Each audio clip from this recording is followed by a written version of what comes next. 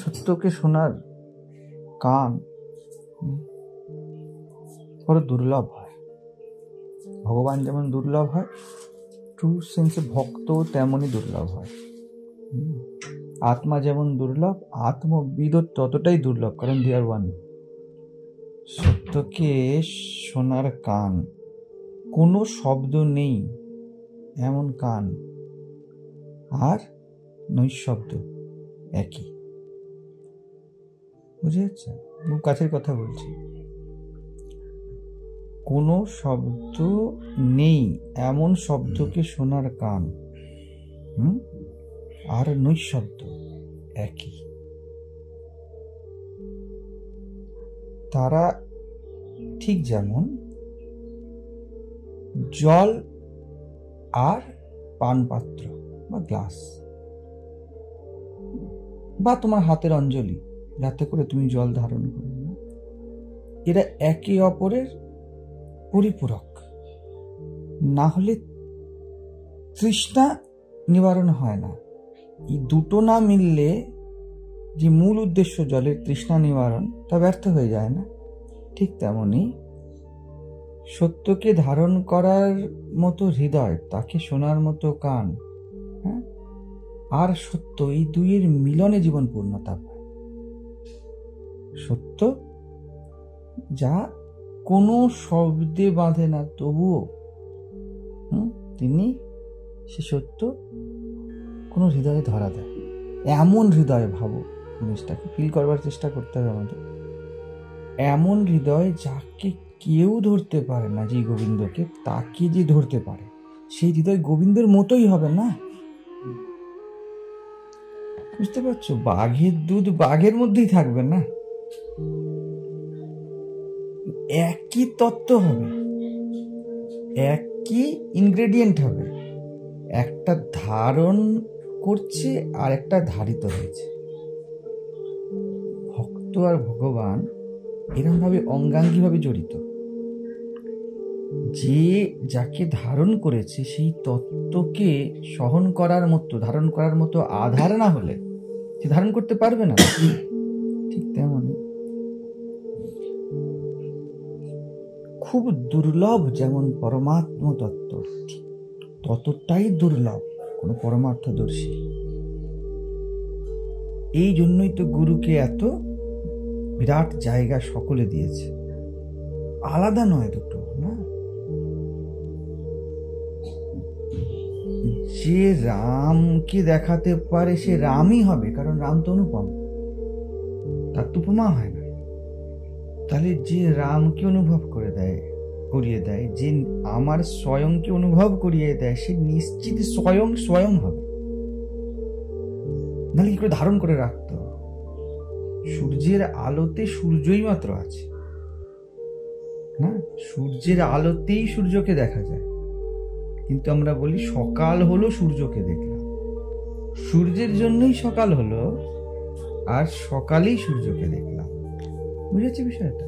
তাহলে চোখের আলোয় দেখেছিলেন চোখের বাণী। এই জন্য শুধু আমি যেন বারবার বলি, দুর্লভ শ্রোতা, আশ্চর্যবৎ পশ্যতি কশ্চিদেনম। কেউ আশ্চর্যকে দেখেছে, সেরকম যে আশ্চর্যবৎ বদতি তথৈব চান্যা, যে বলতে পেরেছে সেও আশ্চর্য, যার বাণীতে আশ্চর্য সমাহিত হয়েছে, তার বাণী আশ্চর্য। ওই বাণী আশ্চর্য না, ওই আশ্চর্য দিয়েই নির্মাণ করা বাণী। বুঝতে পারছো? সেই জন্য পরমাত্ম তত্ত্ব যেটা বুদ্ধিতেও ধরা দিয়ে দিয়েছে। আমি বলি না, অনেক ধন্য হম, কৃতকৃত্য হম, বুদ্ধি মারো ভাই, তবুও অনেক ওখানে কিছু না, বুদ্ধিও যেন পরমাত্মা একটু ভিজে যায়, ওটা কম নয়। তো সত্য ডিরেক্ট আমি চট করে দিই না সকলকে, যেমন ভাবে শিবরাত্রির দিনকে কালকে এমন দিলাম। এটা নয় যে কোনো অপ্রেম আছে বা কোনো ভেদাভেদ আছে। হ্যাঁ, যে বাচ্চা বড় হয়ে দৌড়াবে, হ্যাঁ, তাকে যদি এখন হাঁটতে ছেড়ে দিই, শুধুমাত্র সবে জন্মেছে 10 দিন 15 দিন, সে মারা যাবে। যে 20 বছর পরে 10 বছর পরে একা স্কুল যাবে, তাকে যদি এখন শুধুমাত্র ফুটপাতে রেখে দিস 1 ঘন্টা, সে আর বাঁচবে, তাই না? ঠিক তেমনই যারা এখানে আসে, অনেকে মনে করবে যে মহারাজ আগে কেন বলেননি। এই দিয়েই আমার শব্দ নির্মিত, কান নির্মিত, কিন্তু যখন এই শব্দ আমার কাছেও প্রথম এসেছিল, it never had any effect on me. একটা সার্টেন কারণ আছে, এই নয় এর মহিমায় কোনো খামতি আছে। একে শোনার কানে কোনো আওয়াজ থাকলে চলবে না, একে দেখার চোখে অন্য কোনো রূপ থাকলে চলবে না, শুধু একটাই পিওরলি রূপ অ্যালাউড এখানে। কলঙ্ক অ্যালাউড, চাঁদের কলঙ্ক অ্যালাউড, তাই না? যে কলঙ্ক সমেত চকচক করে এবং কলঙ্ক যাকে সুশোভিত করে দেয়। চাঁদের কলঙ্ককে কিন্তু আমরা কালো বলি না, তার যেন সৌন্দর্যকে একটু বৃদ্ধি করে দিয়েছে, তাই না? পূর্ণচন্দ্র কখনো আমাদের কাছে অনুভব হয় যে এর মধ্যে দাগ আছে, এইভাবে কখনো দেখি না, ওই দাগও যেন আলোয় আলোকিত হয়ে গিয়েছে। ঠিক তেমনই এখন একটাই হৃদয়ে দাগ থাকতে পারে, সেটা হলো ট্রুথ সিকিং, সত্যকে চাই। এই দাগটা অ্যালাউড, এবং এই দাগটা ওই পরমাত্ম দিয়ে বানানো হৃদয়। কারণ পরমাত্মা ছাড়া পরমাত্মাকে কেউ চাইতে পারবে না, জীব চাইতে পারবে না, আর জীব পেলেও রাখতে পারবে না, আধার নয় না। তো জেনে দেখো নিশ্চিত, যে পরমাত্মাকে ট্রুলি চেয়েছে সে নিশ্চিত পরমাত্মা, নিশ্চিত পরমাত্মা। হ্যাঁ, যেমনভাবে চাঁদ নিজ গুণেই পরিপূর্ণতা পায়, যে শুধু পরমাত্মাকে চেয়েছে, এই শুধু পরমাত্মাকে চাওয়ার হৃদয়, চোখ, যেই চোখে দেখার ইচ্ছা, যেই চোখে শোনার ইচ্ছা, সে নিজ গুণেই পূর্ণতা। কোনো সহায়তা চাই না, কোনো গুরু চাই না। গুরু পুরো ব্রহ্মাণ্ড তার সেবা করতে চলে আসবে, কারণ দুর্লভতম পরমাত্ম তৃষ্ণা, নিজেকে জানার ইচ্ছা। তো ওই দাগ, নিজেকে জানার ইচ্ছাও তো ইচ্ছা, ওই দাগ হলো চাঁদের কলঙ্কর মতো। পরমাত্মাকে চাওয়া, পরমাত্মা হলো চন্দ্র, আর পরমাত্মাকে চাওয়া ওই চাঁদের দাগের মতো, ওইটুকু দাগও আলোকিত হয়ে যায়। ওই জন্য ভগবান যত না সুন্দর, ভক্ত ততোধিক সুন্দর। চাঁদ যদি দাগ না থাকতো, কল্পনা করে একদম নিটোল চাঁদ, তার থেকে ওই দাগে যেন লিভিং হয়েছে না। তাই সহজ ভাইয়ের কালকার কথা বল, সহজ ভাই রাম তেজ উপর গুরু না বিশাল। গুরু হলো সেই দাগওয়ালা একটা চাঁদ, যার মধ্যে আলোকে তো দেখা যাচ্ছে, আরো লিভিং দেখা যাচ্ছে। যদি এটা প্লেন হতো, একদম সাদা একটা বল, নন লিভিং টাইপের হতো। অধ্যাত্ম তত্ত্ব নন লিভিং টাইপের, এই লিভিং পরমাত্মা। যে এই জন্য বলেন না শ্রীরামকৃষ্ণ, ভক্তের হৃদয়ে ভগবানের বৈঠক। তিনি সর্বভূতে আছেন বটে, কিন্তু ভক্ত হৃদয় বিশেষ রূপে আছে। বুঝতে পারছো? এই বিশেষ রূপটা কি? ঠিক ওই লিভিং চাঁদ, পূর্ণিমার চাঁদ উঠেছে। অনেক আলো জেলে দেওয়া যেতে পারে, কিন্তু ওর মধ্যে যেমন লিভিংনেস থাকবে না অনেক আলো জেলে দিলে, সেরকম ভক্ত হৃদয় ওই চাহিদার মধ্যে লিভিংনেস থাকে।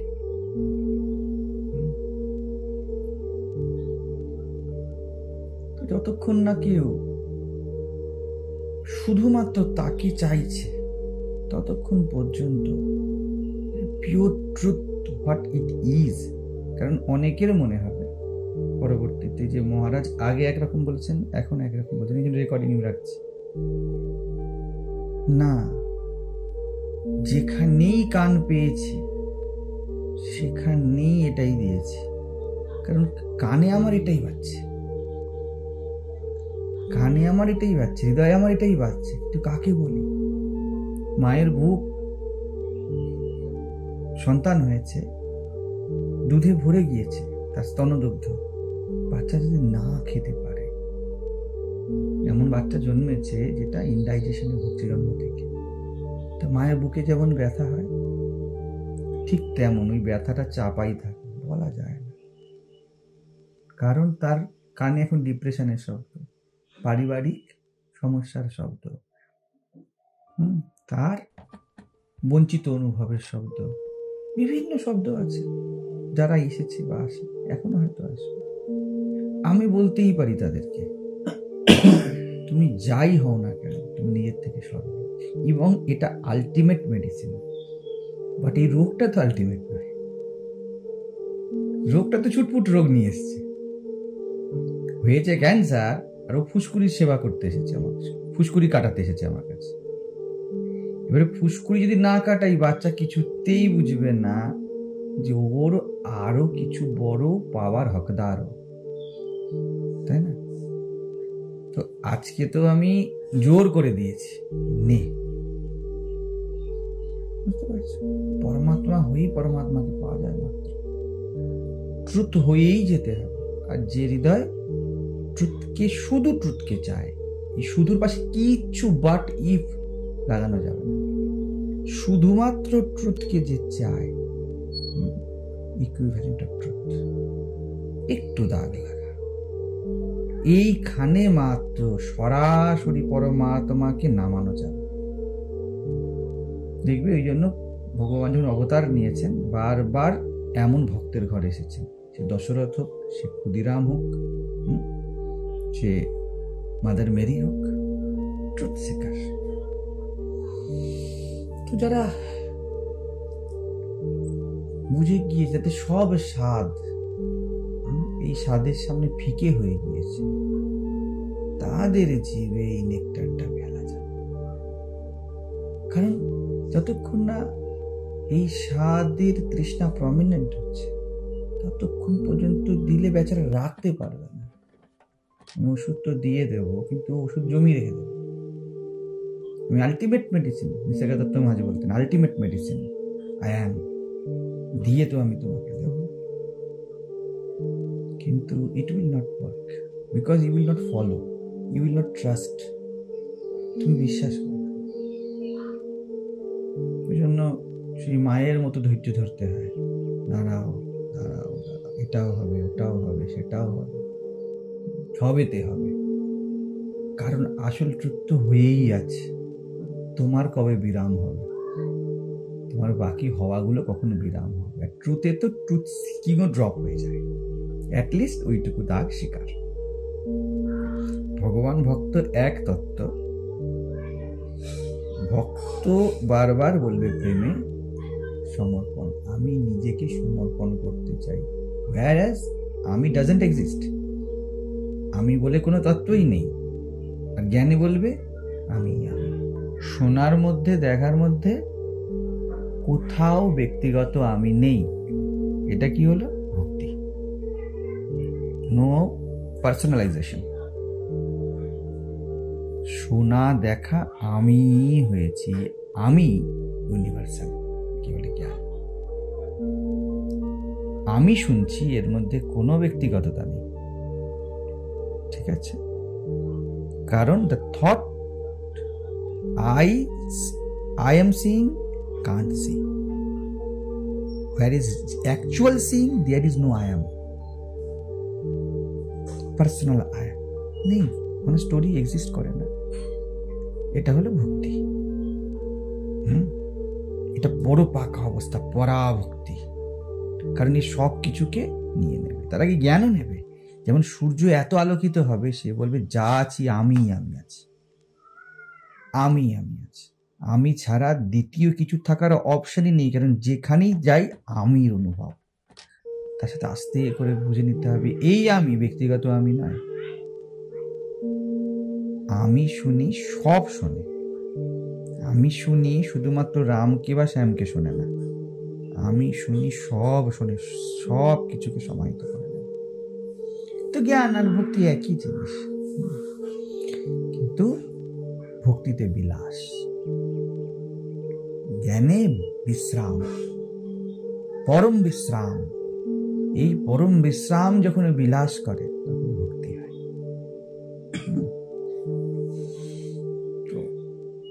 গুরু হিসাবে ভক্ত, কোন ভক্ত গুরু হয়।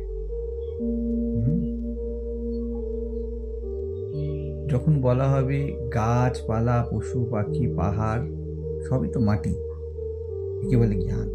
সব আমি, সব কিছুকে সমাহিত করে নিল মহাপ্রলয়। তারপরে সৃজন, যখন সব আমি লেট ম্যানিফেস্ট, যে কোনোভাবে ম্যানিফেস্ট করতে পারি, এই হলো বিলাস। গুরু তখনই উপযোগী যখন এই বিলাসের ফর্মে থাকে, গুরুতেই থাকে। এই জন্য